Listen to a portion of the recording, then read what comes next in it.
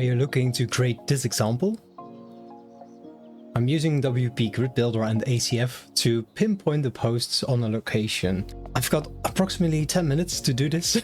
Let's get right to it because my girls are in bath. So here we have the example. For this, I have installed ACF OpenStreetMap field, Advanced Custom Fields, Fake Press and WP Grid Builder. Within WP Grid Builder, we go into the dashboard and activate the map facet.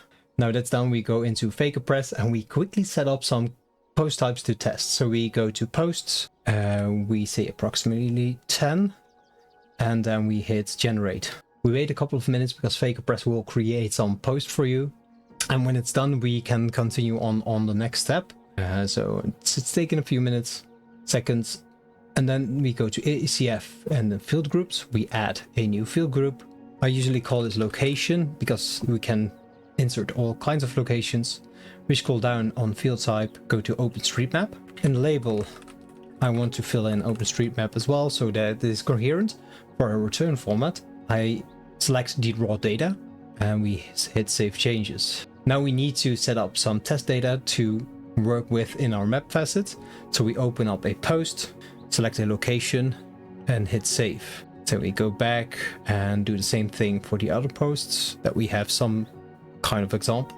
And we have set enough so that you can test it out. You go back to Grid Builder, all grids. We add a new grid called posts. It will be a post on date on descendant. And we hit save. We need to enter a name, of course. So we call it posts. Then we go into our facets. We add a new facet, call this map default. Where the facet action, we keep it as filter content. We scroll all the way down in filter type to choose map. In our filter content by, we select our OpenStreetMaps. ACF location that we have set up. For the marks, we can display the normal one. For the map style, I really like the CartoDB because it's silverish look. Then we can add it there. You can add custom markers. Really makes it pop up if you choose the right color.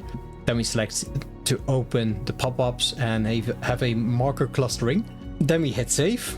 Now, if we want to test out if this works right now, we go to pages. We add a new page. We said we escape this one. Map test. We then hit the plus sign. We look for a facet. This works the same for Elementor, Bricks Builder, whatsoever. It has a facet already available for you. So you can just use that one for the page builder that you're using. In facet, we choose our map facet. So it will be the map default. For our grid filter, we select our posts and then we hit publish. And if we view the page, you see that we have our example map working. We have some text there as well. It's not the most prettiest looking, but it gets the job done. So I hope this quick video could help you out really well. I had to do this really fast. My kids are in bath, so I won't be going to them right now. If this helps you out, subscribe and give it a like. And if you want to learn more about WP Grid Builder, I've created a video before that you can watch right there. And as always, thank you for watching. Keep designing.